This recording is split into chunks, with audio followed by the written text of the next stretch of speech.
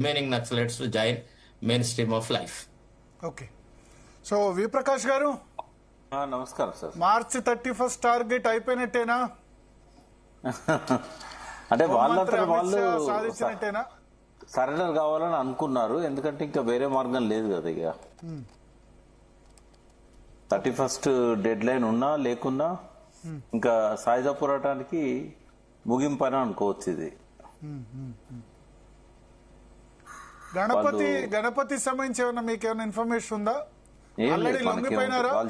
వాళ్ళు చెప్పండి మనకేముంటుంది సార్. అంటే మీకేమైనా, మీరు హిడ్మా సమాచారం అప్పుడు చెప్పారు కదా, అట్లా గణపతి సమాచారం ఏమన్నా? ఆయన చాలా గోప్యంగానే ఉంచుతారు, బహుశా వాళ్ళ కాంట్రాక్ట్ లో ఉండొచ్చు అనుకుంటున్నాను నేను. మరి ఆల్రెడీ లొంగిపోయాడు, బట్ ఇంకా చూపించలేదు. బహుశా అప్పీల్ చేసిన తర్వాత చూపిస్తారు అంటారు. వీళ్ళంతా మీరు ఈ రోజు లొంగిపోయాను అనుకుంటున్నారా? వీళ్ళు దేవ్జీ తర్వాత బడే చొక్కారావు వాళ్ళు ఎంబడి ఉండాల్సిన వాళ్ళు కదా వీళ్ళంతా. ఇప్పుడు ఇవాళ వచ్చిన వాళ్ళందరూ అయితే ఇంకా కొన్ని వెపన్స్ డంపులలో ఉంటాయి అన్నట్టు. ఇప్పుడు ఈ వెపన్స్ అన్ని మనుషులు తక్కువ ఉన్నారు, వెపన్స్ ఎక్కువ ఉన్నాయి. ఎక్కడి నుంచి వచ్చినాయండి అవన్నీ? 126 మంది లొంగిపోయినారు, 140. ఇప్పుడు అదే వీళ్ళు ఏంటంటే డంపులలో ఉన్నాయని వీళ్ళతో తీయించి అవన్నీ తీసుకొని వచ్చి వాళ్ళు కూడా అనుకున్నారు. వెపన్ ఇస్తే కూడా ఎక్స్ట్రా డబ్బులు ఇచ్చారు. వెపన్ తో సహా లొంగిపోతే రివార్డ్ ఎక్కువ ఉంది. రివార్డ్స్ కోసం అని వెపన్స్ డంపులకి వెళ్ళి తేరు, కానీ ఇంకా సాయుధ పోరాటం వద్దనుకున్నప్పుడు అవి తుప్పు పట్టిపోతాయి ఎందుకన్నట్టుగా వాళ్ళ మీద కూడా ప్రెజర్ ఉంటది కదా. ఇన్ని రోజులు ఉద్దేశంలో వీళ్ళు వాళ్ళతో పాటు లొంగిపోయినారు. బడే చొక్కారావు వీళ్ళంతా దేవ్జీతో పాటు లొంగిపోయినారు. చొక్కారావు వార్త కూడా ఎప్పుడు బయటకు వచ్చింది మీకు గుర్తులేదు? అస్ఫాబాద్ లో 15 రోజుల ముందు కదా. పోలీసులు బయట మనకు చూపెట్టినాడే వాళ్ళు దొరికినట్టు కాదు, వాళ్ళ వర్కౌట్ చేస్తారు. ఇప్పుడు ప్రత్యేకంగా సుమతి గారి కృతజ్ఞతలు ముఖ్యమంత్రి గారు చెప్పాల్సినంత అంటే ఏం వర్క్ చేసింది అనేది తెలుస్తున్నది కదా మనకు.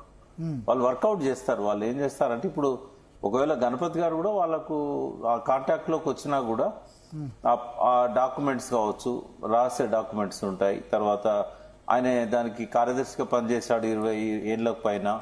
ఎక్కడెక్కడ డంపులు ఉన్నాయి, ఎక్కడెక్కడ గోల్డ్ ఉంది, ఎక్కడెక్కడ డబ్బులు ఉన్నాయి, ఎవరెవరు కాంట్రాక్ట్ లో ఉండేవారు, ఇంటర్నేషనల్ రిలేషన్స్ ఉండేది ఆయనకు, ఏ దేశాల తీవ్రవాదతో మీరు సంబంధాలు పెట్టుకున్నారు.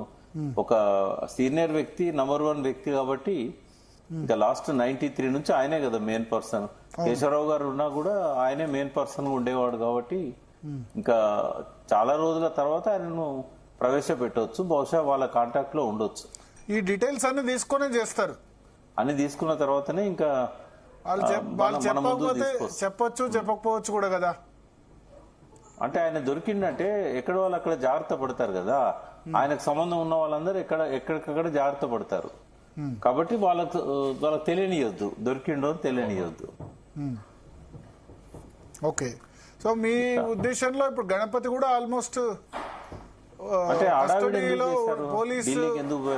ఢిల్లీకి ఎందుకు పోయారు అందరూ? ముఖ్యమంత్రితో పాటుగా డీజీపీ, ఇంటెలిజెన్స్ ఐజీ వీళ్ళంతా ఎందుకు పోయారు ఢిల్లీకి? ఉండొచ్చు వాళ్ళ కాంటాక్ట్ లో. లొంగిపోయి బయటకు వచ్చిన వాళ్ళు మావోయిస్టులు కూడా చెప్పారా, మమ్మల్ని చాలా రోజుల క్రితం అరెస్ట్ చేశారు కానీ అరెస్ట్ ఇప్పుడు చూపించారని? ఇప్పుడు ఇడ్మా వెంబడిన వాళ్ళు చెప్పారా?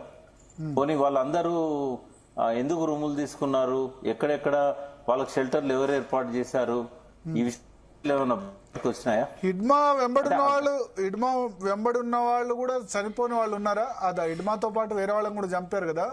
అంటే సేమ్ టైంలో బయటకు వచ్చారు కాబట్టి అదంతా ఒక ప్లాన్ ప్రకారంగా జరిగింది కాబట్టి తెలిసి ఉంటది కదా బయటకు వచ్చిన వాళ్ళకి. ఇప్పుడు కాకినాడలో రూములు ఎందుకు తీసుకున్నారు, విజయవాడలో ఎందుకు రూములు తీసుకున్నారు, వాళ్ళని రూములలోకి ఎవరు తీసుకొచ్చారు, ఈ ప్లాన్ అంతా ఎవరన్నా బయట పెట్టారా? ఎవరు బయట పెట్టలే కదా. ఓకే.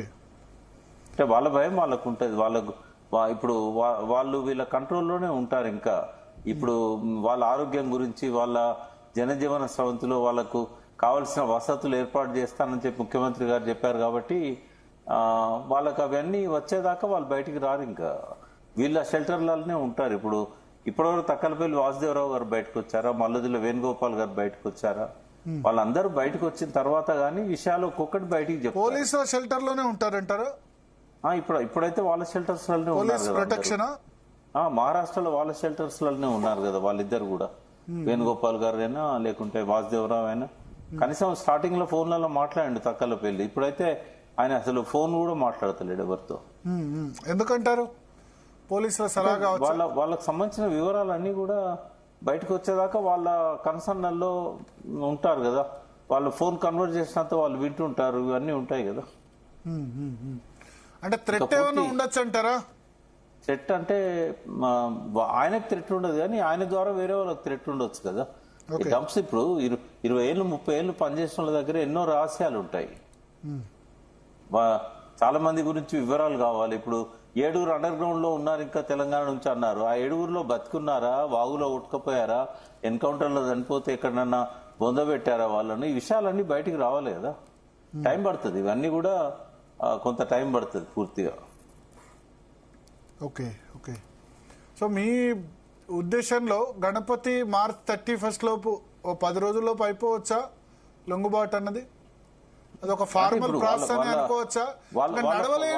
నడవలేని సిచ్యువేషన్ లో ఉన్నారు, నేపాల్లో దొరికారు అన్నది ఒక అనధికారిక సమాచారం. మొన్న వేణుగోపాల్ చెప్పింది ఏంది, 24 ఆగస్టు టైంలో గణపతి గారు, సంబాల కేశవరావు గారు, ఆయన ముగ్గురు ఉన్నాము, మేము కలిసి ఉన్నాము అని అన్నారు. అంటే ఈ 1.5 year లో అంతా 24 ఆగస్ట్ లో ఓకే గణపతి నంబాల కేశవరావు అందరు కలిసి అబూజ్ మడ్లో ఉన్నాడు అన్నారు కదా. అబూజ్ మడ్లో నుంచి ఆయన అయితే నడుచుకుంటూ పోవాల్సిందే కదా, ఎటు పోవాలన్నా. అవును.